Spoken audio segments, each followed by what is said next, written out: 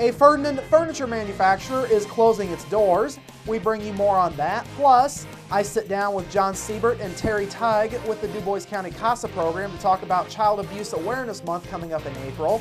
And Du Bois County Solid Waste Management Director Dave Flynn is tonight's guest on Inform. All of that and much more is up next here on the 18 WJTS News.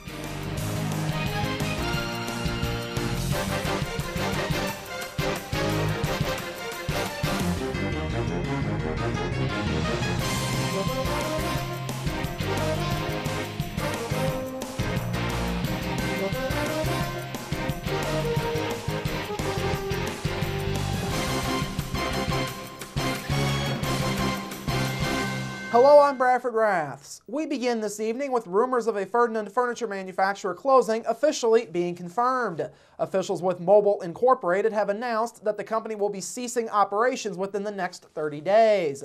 Employees were notified of the decision last Friday.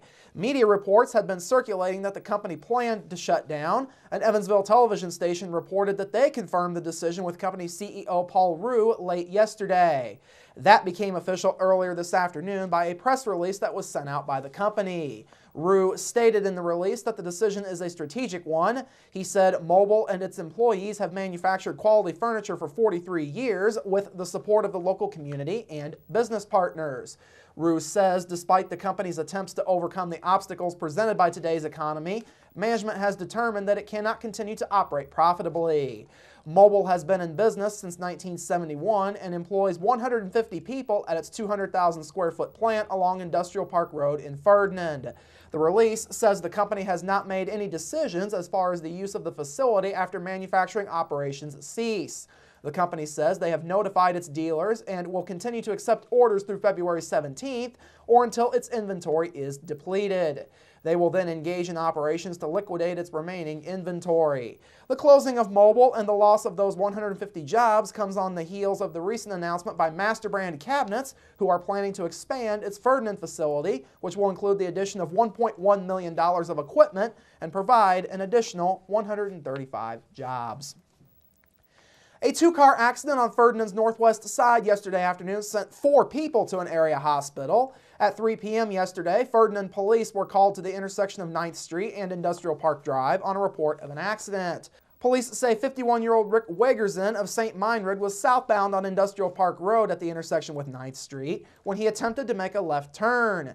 As he attempted to turn, Wagerson's truck collided with a car being driven by 22-year-old Alyssa Duran of Jasper. Duran, along with 3 passengers in her vehicle, 32-year-old Maria Herrera Calderon of Jasper, 53-year-old Gregoria Mendez Cruz, and 57-year-old Maria Martinez, were taken to Memorial Hospital for treatment of various injuries. Wagerson was not injured, though he was cited for failure to yield the right-of-way. The Ferdinand Fire Department, Memorial Hospital EMS, Ubalor Towing, Hassenauer Motors, the Du Bois County Sheriff's Department, and Indiana State Police all assisted Ferdinand police.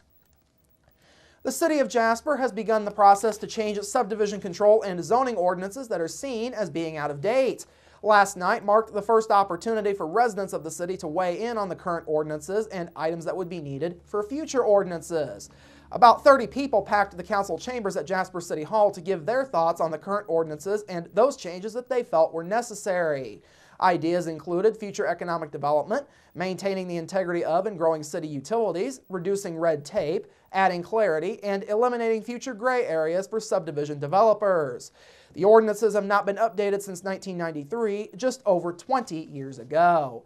Last night's presentation was led by representatives of 2 Indianapolis-based companies, KK Gerhardt Fritz of the Planning Workshop Incorporated and Aaron Kowalski of Ratio Architects. Gerhardt Fritz says updating the ordinances is important to account for many changes that have taken place. 20 years ago when the ordinances were written, we have lots of things that have changed. We have land uses that didn't exist 20 years ago. We have technology that's changed when you think about subdivisions and so forth that has a big role in that. We have people's preferences have changed a lot in 20 years. What people find important now. We have lots of people that walk now and want to bike places. And 20 years ago, that wasn't as big of a thing. So lots have changed. From the city's point of view, Director of Community Development and Planning Darla Blasey says these changes are needed as part of the city's overall plans for the future. The city adopted a comprehensive plan in 2010, and so these ordinances are the tools to help carry out that plan. And so it's really important that we take a look at those. We know that there's some areas that need to be updated, such as our floodway ordinance, because the state mandates certain things, so we knew that that was something that needed to be updated. And then we had our sign ordinance section that was updated recently.